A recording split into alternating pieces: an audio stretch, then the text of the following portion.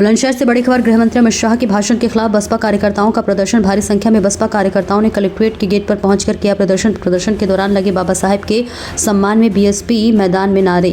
हजारों आक्रोशित दलितों ने गृहमंत्री के इस्तीफे की मांग की। बसपाई बोले, करोड़ों दलितों की भावनाओं को गृहमंत्री ने पहुंचाई ठेस। प्रदर्शन के दौरान कलेक्ट्रेट गेट पर पहुंचे दलितों की भारी भीड़। बसपा कार्यालय से पैदल चलकर सभी बसपाई पहुंचे थे कलेक्ट्रेट गेट पर प्रदर्शन करते हुए। प्रदर्शन के दौरान भारी पुलिस बल किया गया था तैनात। प्रदर्शन के बाद प्रदर्शनकारियों ने सिटी मजिस्ट्रेट को सौंपा महामहिम राष्ट्रपति के नाम ज्ञापन। बुलंदशहर से धर्मेंद्र निगम की रिपोर्ट।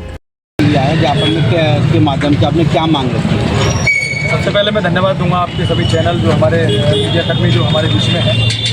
आज हमारी नेता परम आदरणीय बहन कुमारी मायावती जी के निर्देश पर पूरे देश में ये धरना प्रदर्शन और ज्ञापन का जो ऐलान हुआ है उसी चीज़ को लेकर हम यहाँ इकट्ठे हुए हैं और इस बात को लेकर हुए हैं कि भाजपा सरकार में बैठे हमारे गृह मंत्री अमित शाह उन्होंने परम पूज्य बाबा साहब डॉक्टर भीमराव अंबेडकर साहब पर अशोभनीय टिप्पणी की है।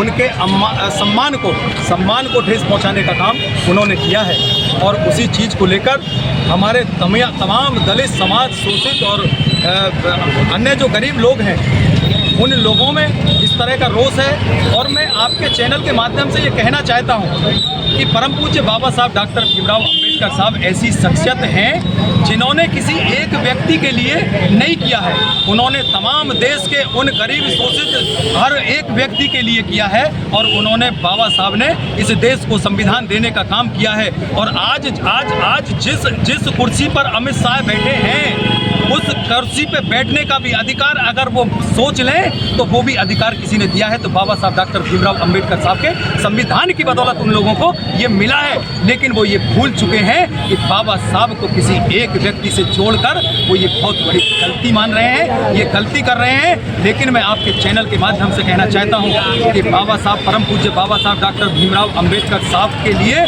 जो इस तरह की अशोभनीय टिप्पणी की गई है ये अभी आदरणीय बहन कुमारी मायावती जी ने ये अभी एक टेरर दिखाने का काम किया है।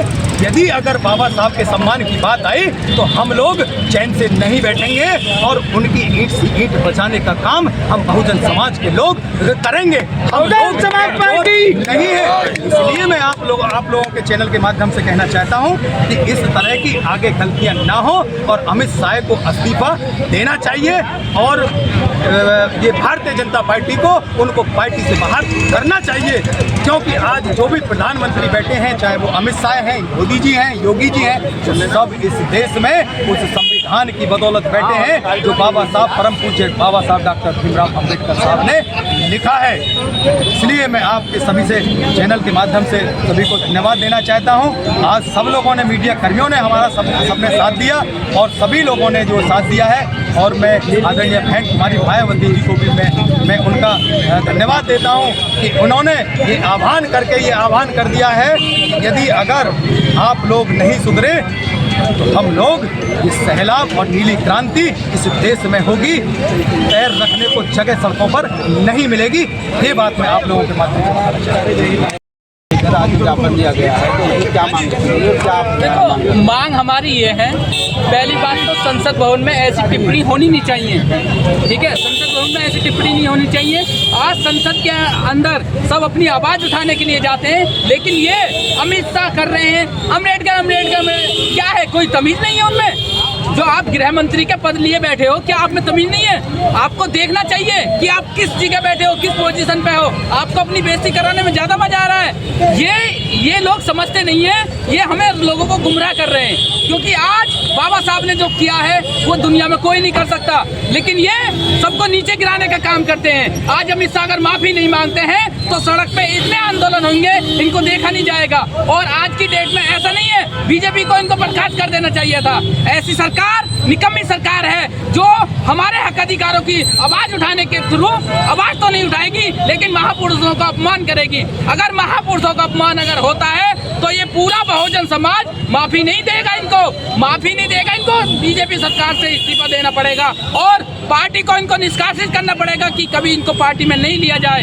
ऐसे लोगों को नहीं लेना चाहिए क्योंकि इसने अमित शाह ने जो बोला है ना बहुत ही गलत बोला है। पूरा भारत जो है इस पर ही चर्चा चल रही है। संसद भवन क्यों होता है? संसद भवन होता है कि हमारी आवाज़ पहुंचाने के लिए अगर हम पीड़ित हैं तो हमारी आवाज़ को पहुंचाया जाए, डिस्ट्रिक्ट में जा जाके उनका काम किया जाए। ऐसे नहीं है तुम जातिवाद फैला रहे हो और आक्रमण कर रहे हो तुम संविधान पर। संविधान का एक एक आर्टिकल आपको आज़ादी देता है बोलने की, और आज की डेट में ये आज़ादी देता है तुम कहीं भी खड़े होकर मंच पे भी बोल सकते हो, और परमिशन की जरूरत होती है तो परमिशन आपने कानून का अधिकार हमें दिया हुआ है, तो हम अपने हक अधिकारियों की लड़ाई सड़कों पे उतर के आवाएंगे। अगर आज ये माफ़ी नहीं मांगते हैं, अभी तो हमने डीएम साहब को ज्ञापन सौंपा है, पूरा बहुजन समाज बहन जी के आदेश अनुसार हम सड़कन पे उतरेंगे, और जब तक ये माफ़ी नहीं मांग लेते तो आंदोलन दोबारा भी होगा और बड़ा आंदोलन होगा, महाआंदोलन होगा। ये बात ध्यान रखना। जय भीम, जय भारत।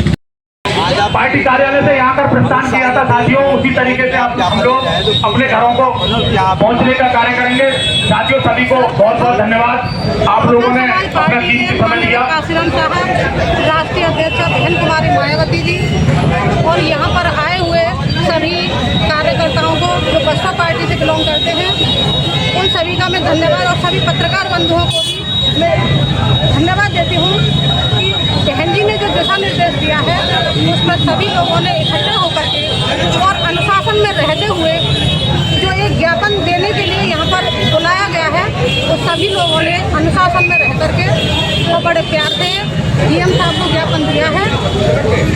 और अमित शाह जी ने जो गलत वर्ड बोले हैं, जो हमारे संविधान निर्माता बाबा साहब हैं, उन्होंने वो इतिहास रख दिया कि उन्होंने अपने 4 बच्चों को खो दिया, अपने परिवार को नहीं देखा, और संविधान को लिखने में 2 वर्ष का समय उन्होंने लगा दिया। जो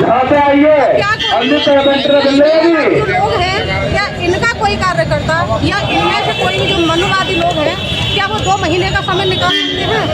2 वर्ष 11 माह 18 दिन का समय बहुत होता है। वो संविधान लिख दिया जिससे कि आज हमें बोलने का अधिकार जो बाबा साहब ने दिया है वो कभी भी नहीं मिल सकता था। आज हम स्वतंत्र हैं, आज हम पढ़ लिख रहे हैं और अपने अधिकार की लड़ाई लड़ रहे हैं, क्योंकि वो लोग तो हमारे अधिकार छीनना चाहते हैं, चाहे इलेक्शन हो या कुछ भी हो, हमारी जीती हुई सीटों को। और इस तरीके से हम लोगों के साथ अत्याचार किया जा रहा है कि सारी विधानसभाओं से, सभी नगर पालिकाओं से, नगर पंचायतों से, जो हमारी चाहे तो विधायक की सीट हो चाहे चेयरमैन की हो, सभी सीटों को उन्होंने जबरदस्ती और दबंगगिरी से छीना है। ये अमित शाह जी माफ़ी नहीं मांगते तो आगे कैसे आगे? और वो लोग इस तरीके से डराने का काम कर रहे हैं, इसीलिए उन्होंने ये बाबा साहब की टिप्पणी दी है, वो बहुत ही गलत और अशोभनीय है। और हम चाहते हैं कि अमित शाह माफ़ी मांगो। हम उनसे यदि वो या तो माफ़ी मांगते हैं और यदि नहीं मांगते हैं, तो जैसे हमने आज धरना प्रदर्शन किया है, तो पूरा देश एकजुट होकर के अपनी बहन जी के दिशा निर्देश के अनुसार आगे भी इसी तरीके से, इससे भी बड़े रूप में ये जुलूस निकाला जाएगा, और सभी पार्टी के कार्यकर्ता एकजुट होकर के बहन जी के दिशा निर्देश का पालन करेंगे और बहन जी को आगे बढ़ाने का कार्य करेंगे।